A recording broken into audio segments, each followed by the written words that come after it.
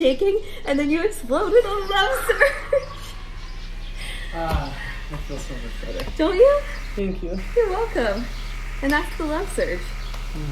So much love, it's just surged. Sean's not wrong. There was a lot of love getting surged there. The cup runneth over on love. In fact, I think I started to feel some of the particles from that surge all the way over here. Nearly took out the power grid. Now, this also got really big on Twitter, and people fucking hated it. And they hated them for being cringy, which, as you can imagine, didn't feel super great for the woman in this video here who posted a follow-up.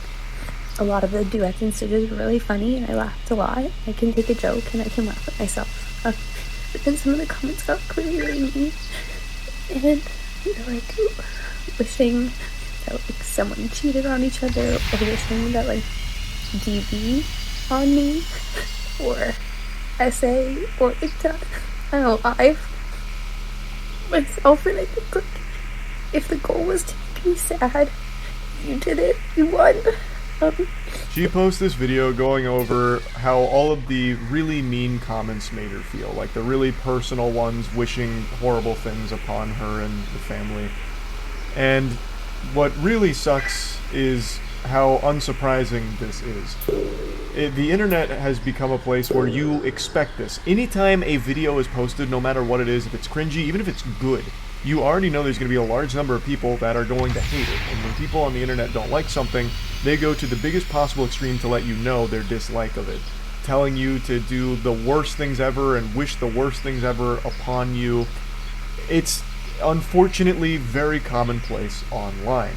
I remember when I first started posting on the internet, I had read somewhere a quote.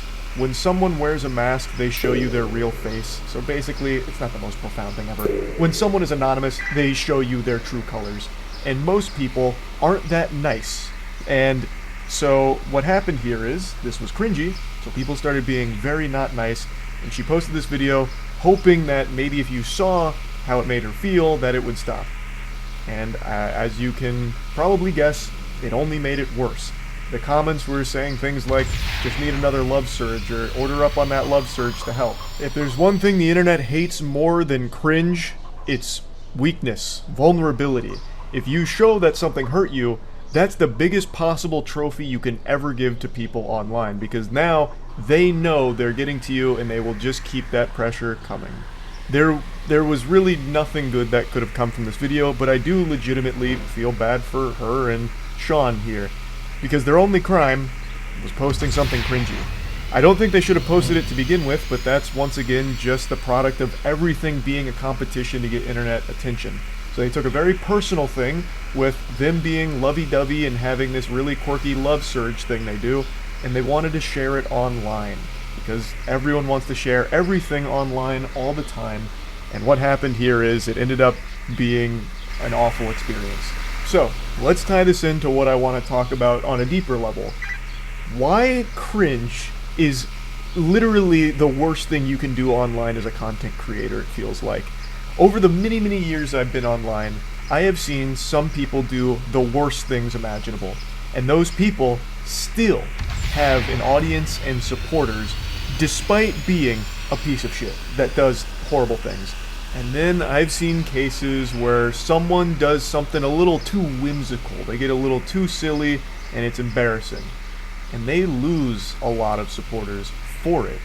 More so than someone that is an actually awful person doing horrible things. And I guess it's honestly not even fair to say that it's just the internet that has no forgiveness for cringe, because one of the best examples of an entire career being unraveled from something being a little too goofy actually comes from 2004 and predates the modern internet as we know it. Howard Dean and the now infamous Dean Scream. Howard Dean was a very prominent political figure, and in 2004 was a presidential candidate. And his entire world got fucking blasted when he was doing a